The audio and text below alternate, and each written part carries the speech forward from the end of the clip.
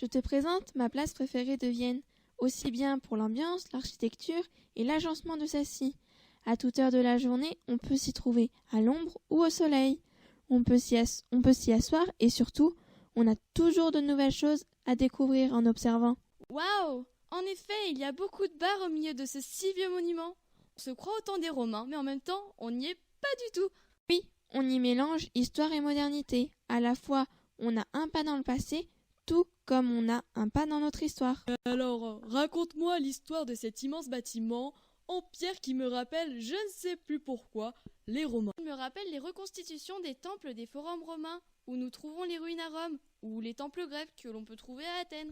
En réalité, c'est un temple gallo-romain. Il en existe un qui lui ressemble à Nîmes, c'est la maison carrée. Ah oui, je vois, il me semble que ces temples sont des lieux pour les dieux, non? En effet, on y faisait des offrandes aux dieux pour lesquels on avait construit son temple. Ici, c'est le temple d'Auguste et Livie. Auguste est le premier des empereurs romains. Mais ce n'était pas César?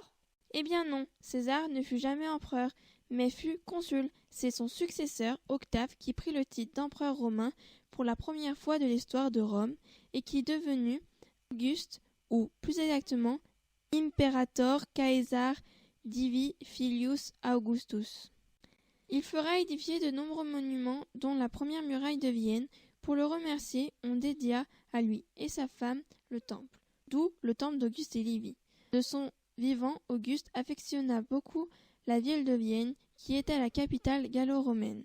On la surnommait la Petite Rome, puisqu'à la fois le Rhône rappelait le Tibre et les 5 collines rappelaient les 7 de Rome. Par la suite, c'est Lugdunum, ou Lyon, qui devient capitale gallo-romaine. Je ne savais pas que Vienne l'avait été. Eh oui, mais revenons au monument.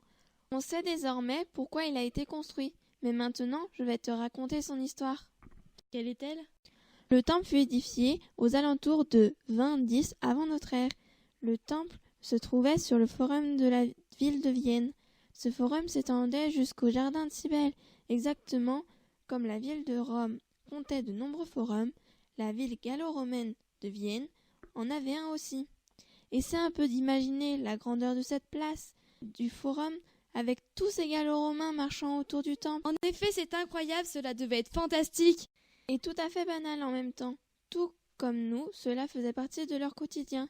Et ils ne se rendaient sûrement plus compte ni de la grandeur de cette place, ni de la richesse architecturale que les Romains nous laissèrent. Oui, en effet, ils devaient vivre leur vie quotidienne comme nous et sans se préoccuper de l'histoire qu'ils étaient en train d'écrire.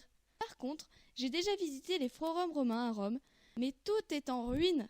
Comment cela se fait-il que le temple soit resté si bien conservé? Aux alentours du 5e siècle et 6e siècle, le temple fut transformé en église pour les chrétiens. Sans cette transformation, le temple aurait sûrement été détruit comme plein d'autres trésors antiques dont nous ne connaissons pas l'existence. En effet, ils avaient mis des murs entre les colonnes et le temple était semblable à un lieu clos, tel une église. Elle s'appelait Notre-Dame de la Vie. Au début du 19e siècle, le temple devint un musée et une bibliothèque. Ça explique sa si bonne conservation.